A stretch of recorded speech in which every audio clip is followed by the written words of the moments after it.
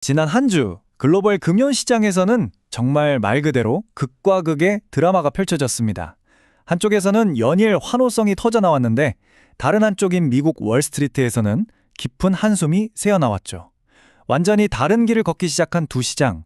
오늘 이 놀라운 양극화 현상 뒤에 숨겨진 비밀을 함께 파헤쳐 보겠습니다.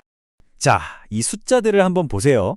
이게 얼마나 극명한 차이인지 바로 느껴지실 겁니다. 지난주 한국 코스피는 무려 5.3%나 급등하면서 투자자들을 열광시켰어요. 반면에 미국 S&P 500은 단 하루 만에 2% 넘게 뚝 떨어지면서 시장에 찬물을 확 끼얹었죠. 대체 무슨 일이 있었던 걸까요? 근데 진짜 놀라운 건 뭐냐면요. 두 시장이 마치 짠 것처럼 완전히 반대 방향으로 움직였다는 거예요. 미국 시장이 공포에 질려 폭락한 바로 그 다음날 한국 시장은 언제 그런 일이 있었냐는 듯이 아주 견고하게 상승세를 이어갔습니다. 이건 단순한 우연이 아니었겠죠. 아니, 어떻게 같은 글로벌 경제권 안에서 이렇게 다른 결과가 나올 수 있는 걸까요? 오늘 한국과 미국 시장의 운명을 갈라놓은 그 결정적인 차이점이 무엇이었는지 하나씩 짚어보겠습니다. 먼저 그야말로 기록적인 랠리를 보여준 우리 한국 시장 이야기부터 시작해볼까요? 이 뜨거운 열기는 과연 어디에서 시작된 걸까요? 플러스 16.22%, 이 숫자 정말 어마어마하죠. 이게 바로 지난주 한국 시장의 그 뜨거운 열기를 상징하는 숫자입니다. 놀랍게도 단 하나의 기업이 하루 만에 만들어낸 성과였어요. 네, 주인공은 바로 현대차였습니다. 미국에서 시장 점유율 신기록을 세웠다는 소식 하나만으로 주가가 하루 만에 무려 16% 넘게 폭등한 거죠. 한국 시장 전체를 이끄는 강력한 견인차 역할을 한 셈입니다. 물론 현대차 혼자서 다 한 건 아니었죠. 한국 증시를 거의 멱살 잡고 끌어올린 세 개의 강력한 엔진이 있었습니다. 바로 자동차, 반도체, 그리고 방위산업입니다.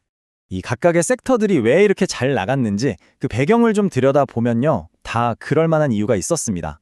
자동차는 미국 현지 생산 덕분에 관세 위협에서 한 발 비켜나 있었고, 반도체는 AI 칩 수요가 폭발하면서 직접적인 수혜를 입었죠. 또 지정학적 긴장이 높아지면서 K방산이 새로운 기회의 문을 활짝 열었습니다. 자, 그럼 이제 분위기를 바꿔서 미국으로 한번 가보겠습니다. 그곳의 분위기는 한국과는 정말 180도 다른 풍경이었는데요. 시장 전체를 공포로 몰아넣은 단 하나의 요인 때문이었습니다. 사건의 발단은 이랬습니다. 트럼프 전 대통령이 갑자기 관세 폭탄 발언을 던진 거예요.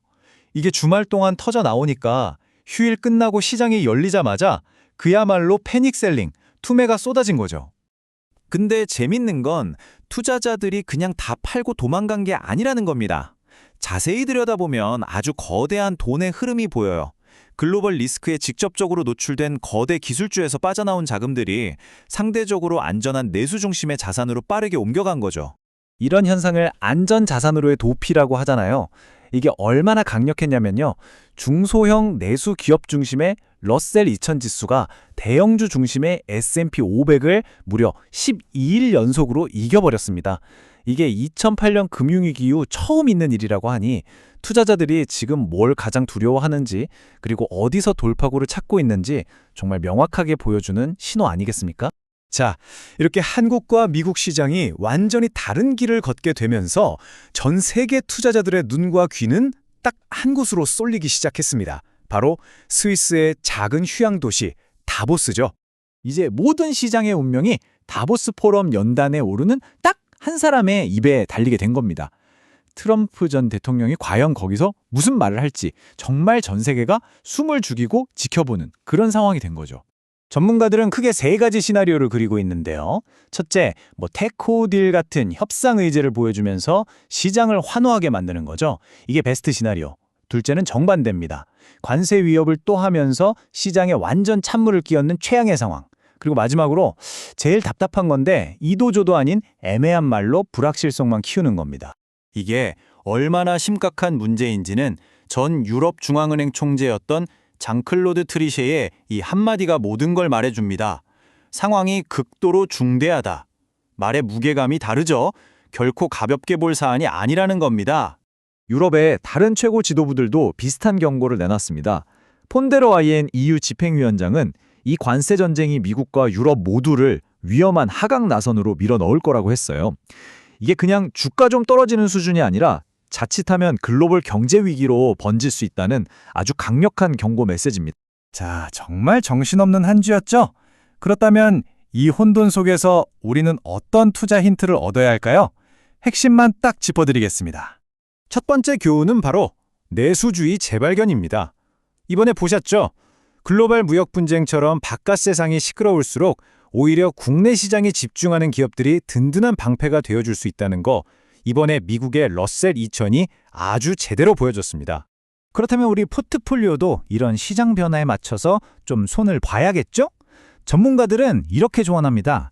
그동안 많이 올랐던 자동차 같은 섹터는 슬슬 이익을 좀 챙기고 대신에 방위산업이나 내수 관련주 비중을 늘려서 포트폴리오의 안정성을 좀 더 높이라는 거죠. 핵심은 한 발 앞서 움직이는 겁니다.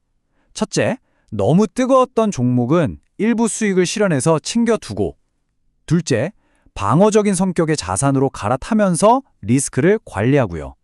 그리고 가장 중요한 셋째, 언제 올지 모르는 기회를 잡기 위해서 현금을 꼭 쥐고 있어야 한다는 것. 잊지 마세요. 지난 한 주를 돌아보면 튼튼한 펀더멘털의 힘과 예측 불가능한 정치 리스크라는 두 개의 거대한 힘이 시장을 어떻게 좌지우지하는지 정말 생생하게 볼 수 있었습니다. 그래서 마지막으로 이런 질문을 던져보고 싶네요. 이렇게 변동성이 뉴노멀이 된 시대에 어쩌면 가장 큰 위험은 변화가 두려워서 그저 안전하게만 있으려는 것, 바로 그거 아닐까요?